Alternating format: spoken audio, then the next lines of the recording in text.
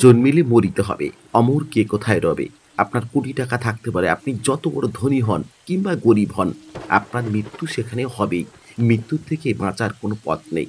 তাই আমাদের শেষ যাত্রা হয় শ্মশানঘাট। আর এই মুহূর্তে আমরা দক্ষিণ বিষ্ণুপুর মহাশ্মশানে রয়েছি। সেখানে দেখছেন একটা মৃতদেহ শোয়ানো রয়েছে। তার পাশে রয়েছে অসংখ্য আপনজন, যারা তাকে শেষ বিদায় জানাতে এসছে। আর এই বিষ্ণুপুর মহাশ্মশানের পাশে বেশ কিছু কাপড়ের স্তূপ রয়েছে।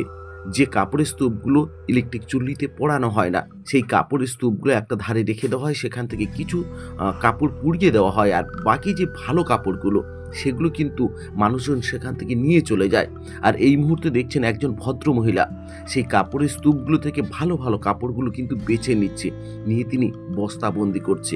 তার একটাই উদ্দেশ্য, সেই কাপড়গুলো নিয়ে সে বাড়িতে যাবে, পরিষ্কার করবে, কিংবা কোনো ধোপার বাড়িতে দিয়ে সেই কাপড়গুলো পরিষ্কার করে আবার সে বাজারে বিক্রি করে দেবে। যেটা আপনারা পথে ঘাটে কিংবা বাজারে দেখবেন ১০০ টাকায় একটা শাড়ি, দুটো শাড়ি, তিনটে শাড়ি পাওয়া যাচ্ছে।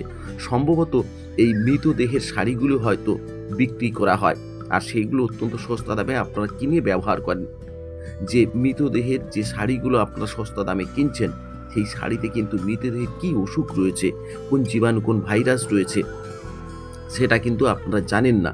সেখান থেকে আপনারা সচেতন হন, নতুন করে রোগ সংক্রমণ করবেন না। আর এই ধরনের সস্তায় শাড়ি কিনে নিজের বিপদ ডেকে আনবেন না।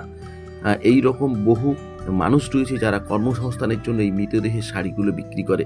আমি তাদের জীবিকা ক্ষতি হোক এটা চাই না। তাদের জীবিকার অন্য কোনো পথ রয়েছে, তারা সেই রকম পথ অবলম্বন করুক। আর আমরা যারা শাড়ি কিনি এই কম দামে, আমাদেরও সচেতন হওয়া উচিত এই শাড়িগুলো যাতে আমরা না কিনি, না ব্যবহার করি। তাতে সমাজে আরও বড় ধরনের বিপদ আসতে পারে, আমাদের কিংবা আমাদের প্রিয়জনের নানা সংক্রামক ব্যাধি হতে পারে।